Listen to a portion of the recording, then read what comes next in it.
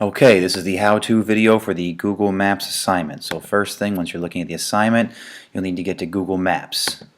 So type in, search Maps, and most of you, your first option would be Google Maps. Now I'm only going to go over a couple things here that relate to specifically what we're doing.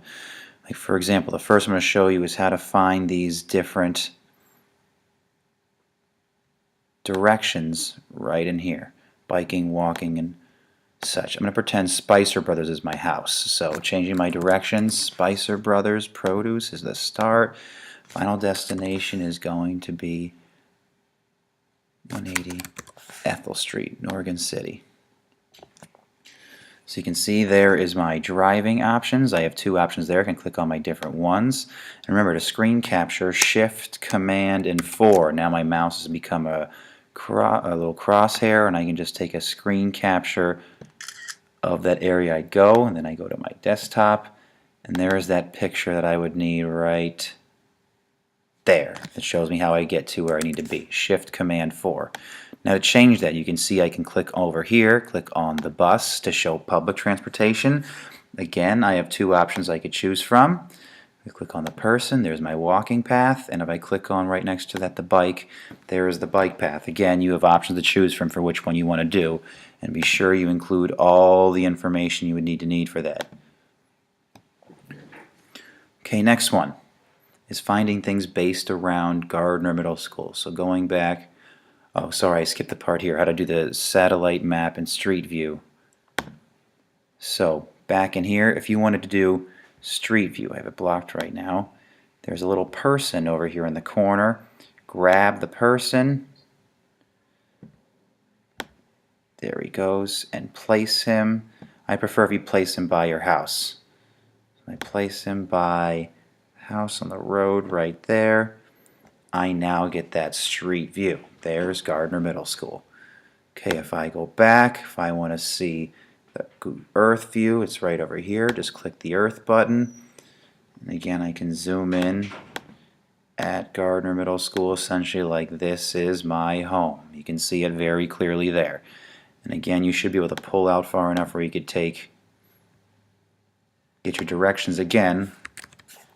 180 Ethel Street, and I'm going to Spicer Brothers. There are my directions in Earth or satellite view. Sorry, I keep playing with that. Okay, next thing is finding all these things around Gardner Middle School. So again, get back to Google Maps. I like to have the map view.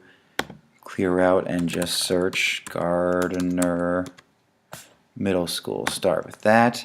It's going to orient the map nearby. Now you can see here, if you want to search around the area, click on that.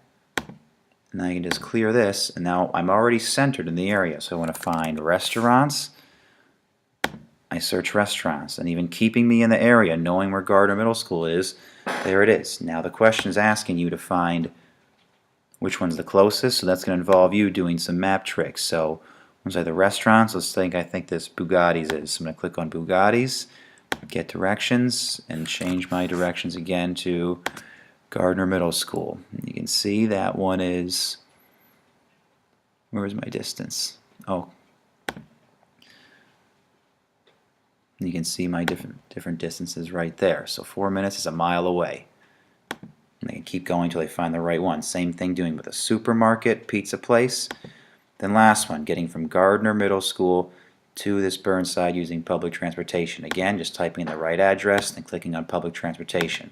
The last one is all these steps. How would you add in all the steps? So back in Google Maps, again, where I start from Gardner, then go to the Interpretive Trail Center, then to the high school.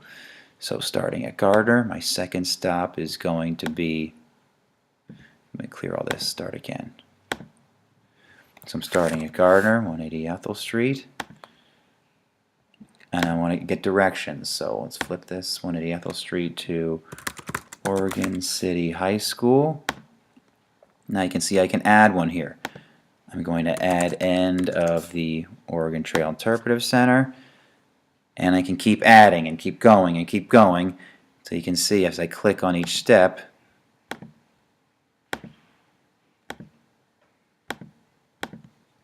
shows me what each length of the drive would be.